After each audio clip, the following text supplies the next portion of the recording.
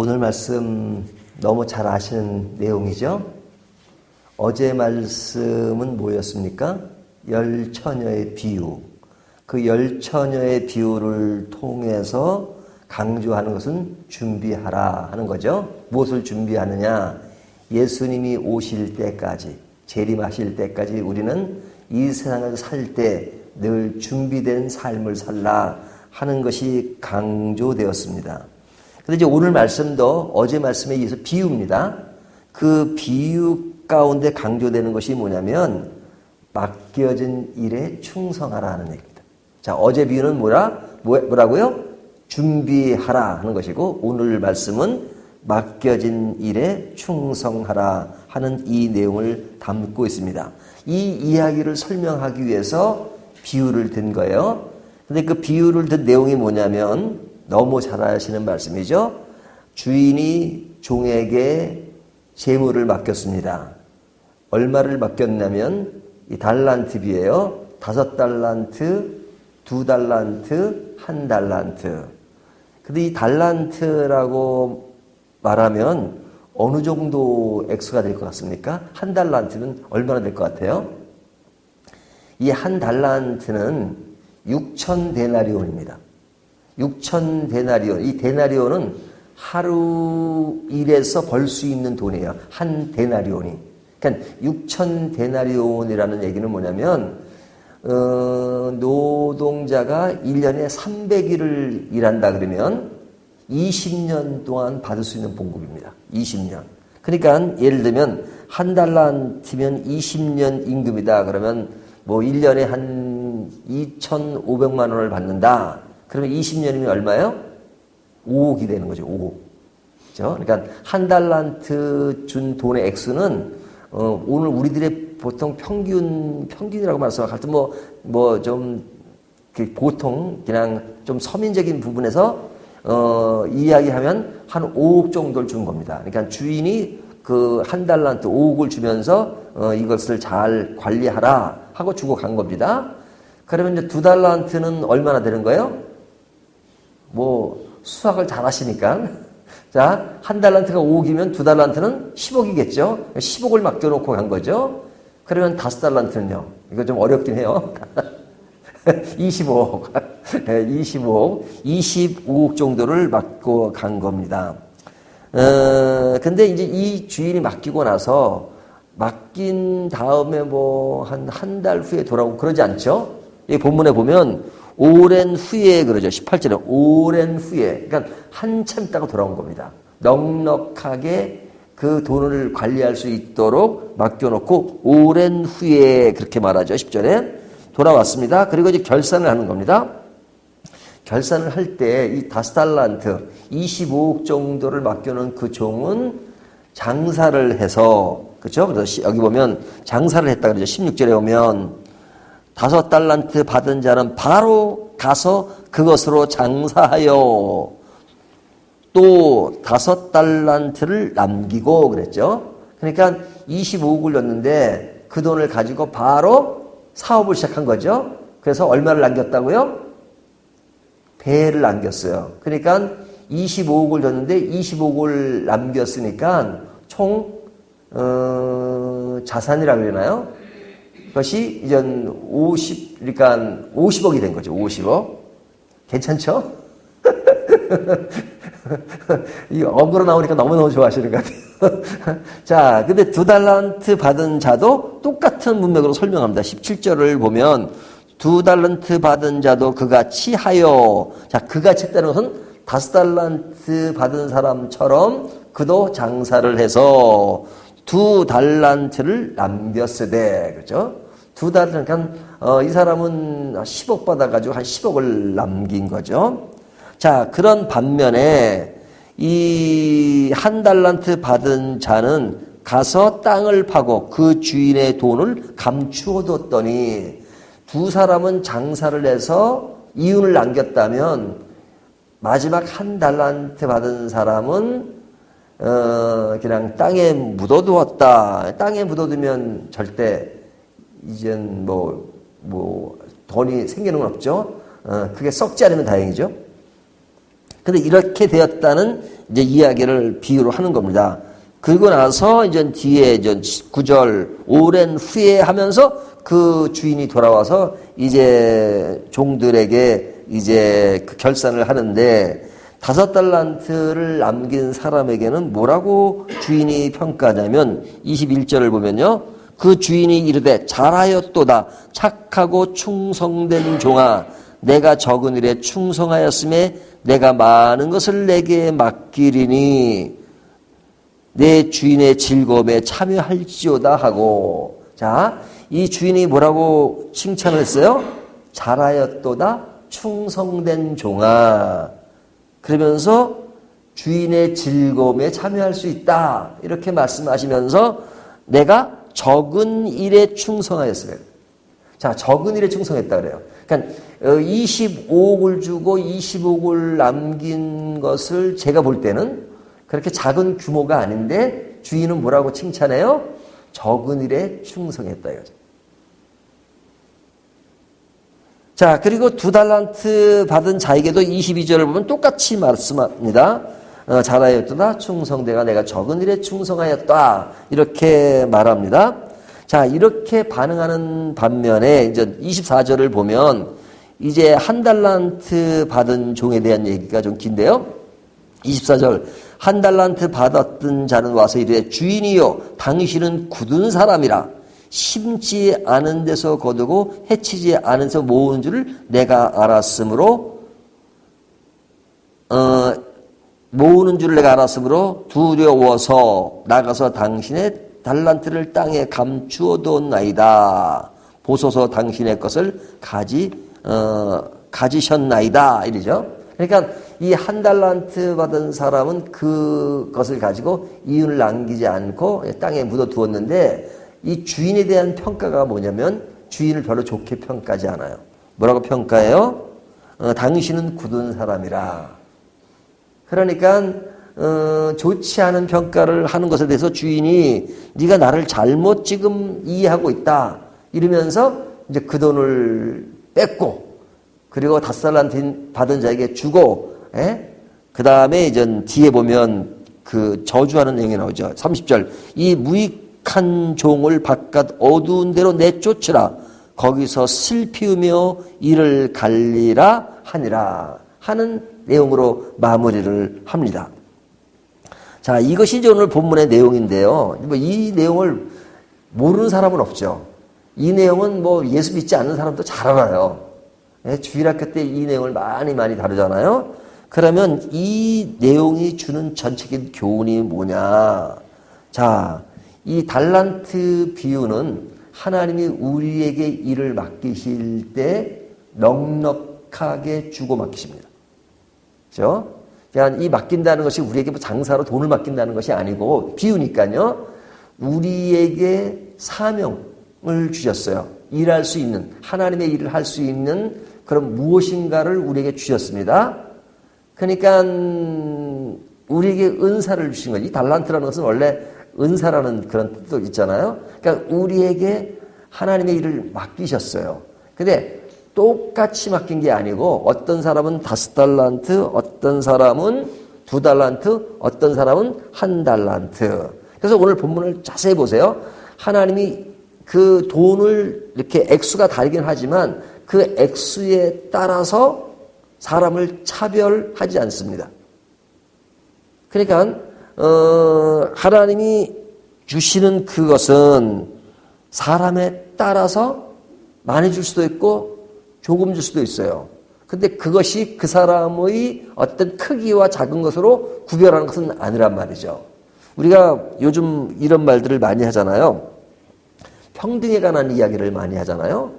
근데 진정한 평등은 절대적 평등이 아닙니다. 상대적 평등입니다. 그것을 잘 나타내 주는 것이 저는 이게 그 곤투 있죠. 곤투 시합할 때 아주 몸무게가 많이 나가는 사람, 뭐 키도 막 2m 가까이 되고 하는 사람과 키는 뭐 한 1m 50 되고 아직 몸무게도 얼마 안 나는 사람과 이게 게임을 하면 이게 상대가 되겠습니까? 안 되죠. 그렇기 때문에 곤투 시합할 때 급이 있잖아요. 급, 헤비급이 있고 또 뭐 미들급이 있고 다 있잖아요. 그 급수에 따라서 사람들하고 그 안에서 챔피언이 나오는 거죠. 그러니까 아주 큰 헤비급 챔피언은 아주 굉장히 센 챔피언이고 아주 많이 나가지 않는 그런 급은 챔피언은 낮은 챔피언이라고 그렇게 분류하지 않습니다. 챔피언은 똑같아요. 그래서 절대 그것에 대한 차이를 두지 않아요. 다 이 사람 무슨 급 챔피언 이렇게 말하지. 이 사람은 조금 더 역량이 작은 챔피언, 큰 챔피언 이렇게 이야기하지 않는단 말이죠. 그러니까 이것이 평등한 거예요. 그러니까 상대적 평등. 그러니까 그 사람에 맞게끔 하나님이 주신 겁니다. 그러니까 이것을 보면 하나님이 쓰실 때 쓰이는 사람의 그릇은 있는 것 같아요. 그릇은 있는 것 같아요. 그러니까 하나님이 어떤 사람은 진짜 뭐 크게 쓰셔요. 이 작게 쓰시고 뭐 그 작게 크게도 제 표현입니다. 근데 하나님은 그것을 평등하게 보신단 말이죠. 그러니까 하나님은 평등하게 그런 것을 부여하셨는데 맡은 사람이 왜 나는 이렇게 작은 거야? 이렇게 말하면 하나님의 어떤 주시는 그것을 충성되게 하는 일은 아니에요. 맡은 자에게 할 일은 충성이다. 그러니까 그것이 크든지 작든지 하나님이 필요한 만큼 그에 맡기신 거예요. 그러니까 많이 준 사람 부러워할 필요도 없어요. 작은 교회는 큰 교회를 부러워할 필요가 없어요. 작은 교회는 큰 교회가 되게 한 과정이라고 생각하면 안 돼요. 하나님이 작은 교회에 맡기면 충성을 다하면 돼요. 하나님이 그래서 또 인원이 늘면 늘는 그건 감사한 것이고 또 뭐 거기에 맞게끔 또 하면 감사한 것이고 그러니까 나는 작은 교회 목회를 하니까 큰 교회가 목표다. 그건 좋은 게 아니에요. 한 사람의 영혼이 중요한 것이고 그래서 영국 교회를 얘기할 때 이런 얘기합니다. 영국이 옛날에는 그 나라가 기독교가 국교였잖아요. 국교. 그럼 국교일 때 기독교인을 계수할 때 어떻게 하냐면 몇 프로가 기독교인이냐? 100%가 기독교인입니다. 100%. 왜? 국교일 때는 어디가 행정소가 되면 교회가 행정소가 됩니다. 교회가. 그러면 사람이 태어나면 출생신고를 어디 가서 해요? 교회 가서 해요. 교회 가서. 우리는 어디 가서 합니까? 동사무소라, 요즘 동사무소라, 뭐 주민센터 하잖아요. 근데 국교인 나라는 교회가 그 역할을 하는 겁니다. 그러니까 애가 태어나면 어디다 출생신고하냐? 교회에다 신고해요. 죽을 때 신고하잖아요? 그것도 교회 가서 해요. 그러면 출생신고와 함께 교회 등록이 되는 겁니다. 그렇죠? 그러면 이게 계수를 하면 몇 프로 크리스찬이에요? 100%입니다. 그건 기독교만 그런 게 아니라 모슬렘 국가 보세요. 모슬렘 나라가 국교인 나라는 100% 거기 선교사들 보면 이제 그 세계 종교 그 데이터를 낸 게 있어요. 그러면 어느 나라는 국교인 나라는 다 100%로 나옵니다. 모슬렘 100%, 기독교 100%. 그거는 근데 100%라고 해서 실제로 이제 행정상은 그렇지만 그 사람이 실제 예수를 믿느냐 안 믿느냐는 그거는 모르는 거죠. 그렇죠? 외형상 법적으로는 기독교인으로 등록되어 있지만 그러나 개인적으로 예수를 안 믿을 수 있잖아요. 그런데 지금은 영국이 국교가 아닙니다. 국교가 아니에요. 그러니까 영국 교회에서 크리스찬들이 몇 프로냐 할 때 제가 있을 때만 해도 한 7%라고 해요. 7%. 7% 크리스찬. 그러니까 7% 크리스찬이면 100%랑 비교하면 93%는 어디 가는 겁니까? 그러면 영국은 정말로 기독교가 쇠퇴했다. 국교일 때보다 쇠퇴했다. 이렇게 저한테 질문하면 제가 늘 답변한 게 뭐였냐면 그걸 어떻게 합니까? 그렇게 늘 대답을 해요. 그걸 어떻게 합니까? 옛날에 100%일 때는 행정상 100%지만 실제로 리얼 크리스찬은 몇 프로인지 모른다. 그거는 하나님만 아시지 누구도 모른다. 그렇잖아요? 근데 그때 외형상으로는 100%지만 리얼 크리스찬은 5%가 될 수도 있는 거다. 하지만 지금 7%인데 지금은 리얼 크리스찬이 6%라 그러면 어느 것이 많은 것이냐? 후자가 많은 것이다. 그렇게 따진다면 그것도 이제 인위적인 그런 해석을 해보는 거예요. 가상으로. 그러니까 모르는 겁니다. 그러니까 중요한 것은 실제적인 것이 중요하죠. 그러니까 언제가 더 기독교가 더 부흥했다라고 쉽게 말할 수 있는 건 아니다 이거죠. 물론 이제 영국이 이제 자꾸 쇠퇴하는 길로 가는 건 사실이죠. 근데 이제 어떤 우리들의 개인사도 마찬가지입니다. 어떤 역할을 맡기든지 그 일에 충성을 다하는 것. 그러니까 옛날에 그 이태백이라는 사람 있잖아요. 술을 많이 마시는 사람이에요, 술을. 얼마나 술을 마시는데 이 사람은 이 술잔이요, 이렇게 이제 작은 잔이 아니라 엄청나게 큰 잔이에요. 그래야 이제 양이 차, 이 사람. 근데 이제 왕이 볼 때 이 사람은 술만 안 먹으면 괜찮은데 이 술을 너무 많이 마셔. 그래가지고 컵을 하나, 그릇을 하나 하사했답니다. 고기 정도 술을 마시라고. 그러니까 이태백이 딱 이 임금님께서 주신 그 그릇을 보니까 자기의 술 마시는 양으로는 이게 너무너무 작거든요. 그래서 대장쟁이에게 가가지고 대장쟁이요, 이 그릇을 좀 크게 좀 만들 때까지 좀 넓혀봐라. 만들라 할 때요. 그러니까 대장쟁이가 그 그릇을 가지고 이렇게 막 불을 해가지고 다 늘려가지고 좀 늘려왔답니다. 근데 늘려왔는데도 이태백이 볼 때는 양이 안 차는 거야. 최대한 늘린 것인데도. 자기는 그 2배 정도 되는 걸로 술을 마셔야지 그 양이 안 찼다. 뭐 그런 얘기가 있었어요. 그러니까 뭐 늘려봤자 얼마 안 된다는 이야기를 하는 거예요. 자, 우리에게 주어진 것들은 5달란트가 되든 2달란트가 되든 1달란트가 되든 그것은 내가 충성을 다하는 것. 그러면 그 충성의 정도는 그런 그 사람이 맡겨진 것을 가지고 기준을 한다. 예를 들면 어떤 사람이 귤이 5개가 있는데 5개 중에서 하나를 준 것은 5분의 1을 준 거죠. 어떤 사람은 한 박스 500개가 있어요. 그걸 가지고 2개 줬다. 그럼 누가 더 많이 준 거예요? 받는 사람은 2개가 많지만 그 사람이 가진 것에 비교하면 그것은 상대가 안 되는 것이다. 이제. 하나님이 상대평가를 하신다 하는 것이 이제 본문에 잘 나타나 있습니다. 그 다음에 이제 그 하나님이 하시는 일을 아주 세부적으로 내가 적은 일에 충성했다. 그렇죠? 그러니까 하나님은 더 큰 일을 하실 수 있는 분이라는 것을 전제하고 있는 거죠. 그리고 여기 보면 오랜 후에라는 말은 하나님이 우리에게 넉넉한 시간을 주십니다. 우리가 이 재림문맥에서 나온 거잖아요. 주님이 속히 오리라 이렇게 말씀하지만 우리 입장에서 보면 더디 오시는 거죠. 그렇지만 그 충분한 기회를 통해서 너희가 복음을 전파하고 사람들을 전도할 수 있는 그런 기회를 넉넉하게 주시는 겁니다. 오랜 후에 하나님은 충성된 일을 감당할 수 있도록 충분한 기회를 주신다.